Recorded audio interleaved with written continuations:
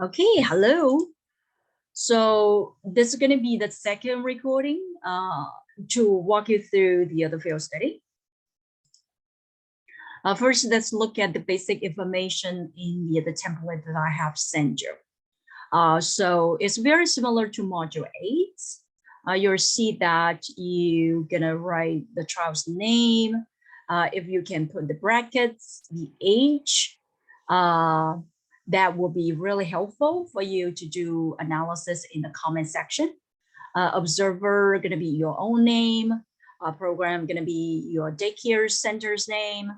Then the date, then the time for you to do your observation. Location have to be specific. Either it's going to be the indoor learning area, or it could be one of the play areas on the playground. Okay, goal of observation I have written down for you. You just need to copy it down. So all of you, the goal is to observe the guiding techniques of the staff. Okay, same as the observation technique is just the anecdotal record. Okay. Now, first, let's look at the observation. What should you write down in your observation? What should you observe? Okay. So you should remember that we talk about serve and return. Okay, just like playing tennis, playing table tennis, or playing badminton, whatever. You'll see that the ball will come into your direction, and you have to return the ball. So the ball refers to the signals of our children sending out to us every second. Okay, no matter that you are a parent or now you are a student teacher in the daycare center. The children they are sending out the behavioral signals at all times.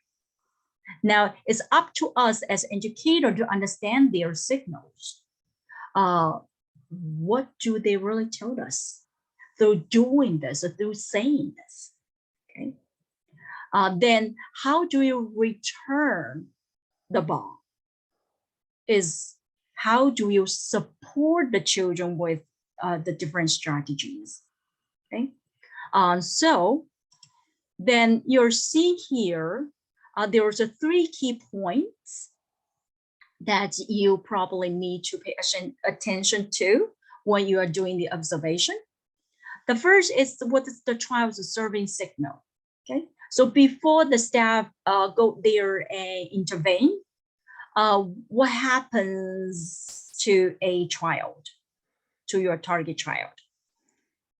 Okay, is it because the child's crying, because the mommy just leaves, or is it because the child actually grabs a toy from the other child? Okay, that's all the serving signals. Okay. Second is how does the adult interpret it and react to it? Okay, so you may hear the staff talking before they even go there. Oh, it's Peter again. You shouldn't do this. You are very naughty. That's interpretation. And if there is interpretation, then please record it in your observation record, right? And then how the staff gets involved. Of course, there could be some positive interpretation as well, and you want to catch that too. So say that if the staff say, oh, I can see that you look very, very upset. That's interpretation. Okay, and that's in a good way. That's the staff acknowledging the child's feeling. The third part is the child's response and behavioral change. So after the staff has given the guiding techniques, so does the child stop crying? Does the child stop fighting? Does the child go back to play nicely with other people? Does the child say anything? That's the one that you need to record in order to see whether or not the guiding techniques works. Okay, so that's the 3 key points. Let's take a detailed look at our observation through that three key points. First is the child's behavior. I'd like you to write down in your record both the setting and what happens, the incident. Okay. So the setting, by setting, I mean when and where, and you can also try to recall what I shared with you in module 8. So when is more about the routine time. Does it happen as snack time, meal time, free play time, circle time, outdoor time? That is the setting. Where refer to the specific location, same as in the basic information.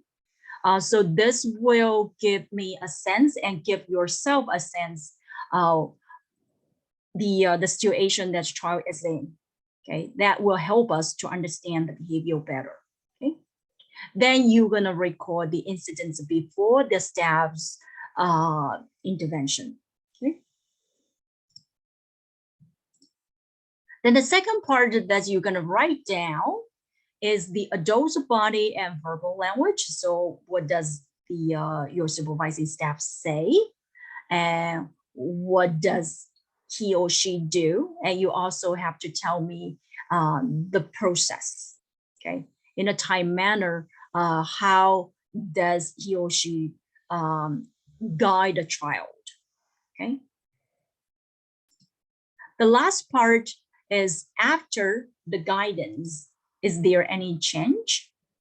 What does the child say? What does the child do? Sometimes you probably gonna also note down the emotional change. Does the child stop crying? Does the child calm down, take a breath?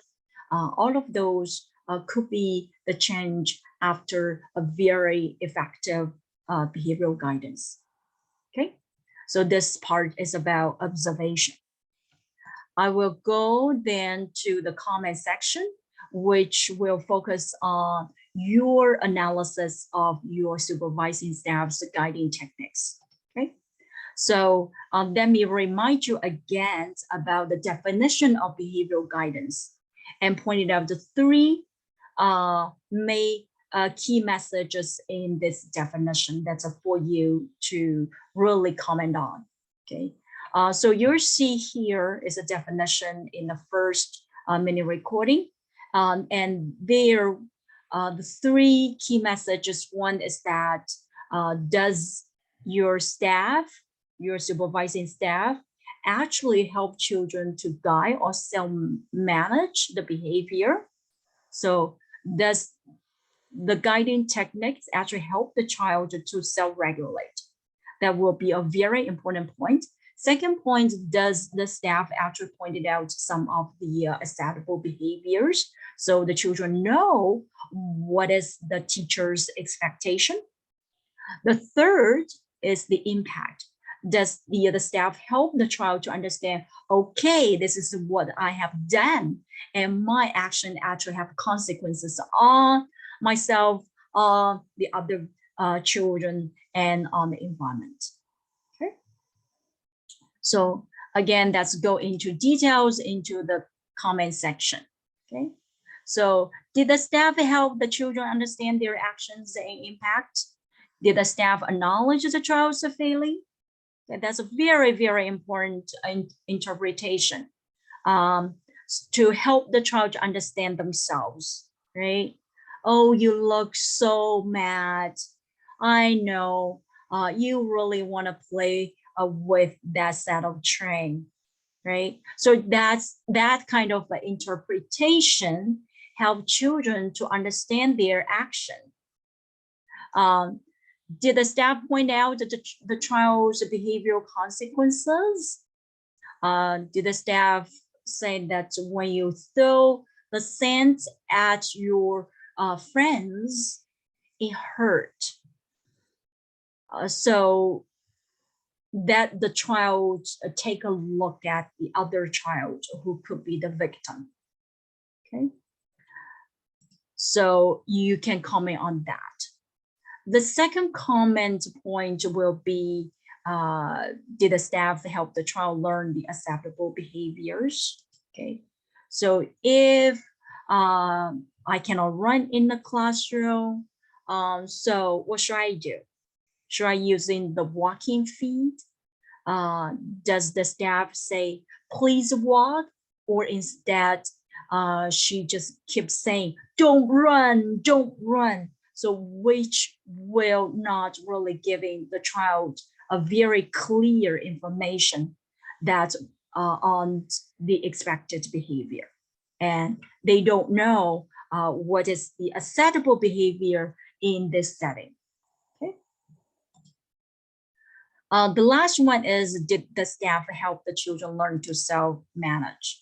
Okay, so if you recall in the last mini recording, I kept telling you the essential question that you should ask yourself again and again is that, do I help children to become more and more independent and they can self-regulate themselves? Okay, guide is in order to not to God. Okay, so here is very important.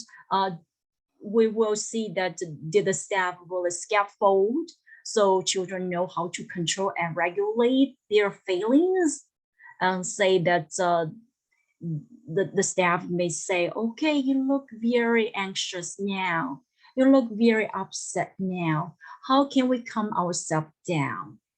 So is there going to be a deep breathing, or is there going to be going to the quiet area, or is it going to be just taking a walk? All of these is helping children to learn how I can be my own emotional master, and I can regulate myself. Or when there's conflict between the children, did the staff assist the children to problem solve? Then if I learn how to solve a problem, I don't really need to ask for help, ask for guidance from the adults, because I can do it and I can be more and more independent. Okay, so that will be the three major areas that you're gonna write about in your comment section. Okay, lastly, the important note, please use the electronic templates I've sent you. Okay, this is very important. If you give me the handwriting assignments, I'm not going to accept it. So please remember, and you can ask me if you lost it, you cannot find it, ask me, I can send you again. Okay. Second, if you want to send me, send it to my Gmail. Okay. Third, if you want a very detailed example of the field study in module 10, you can go to our Google Doc. It's still there. There is a sample writing and you can take a look to understand it better. Last one, thank you so much for your cooperation and good luck to your field placements. Bye for now.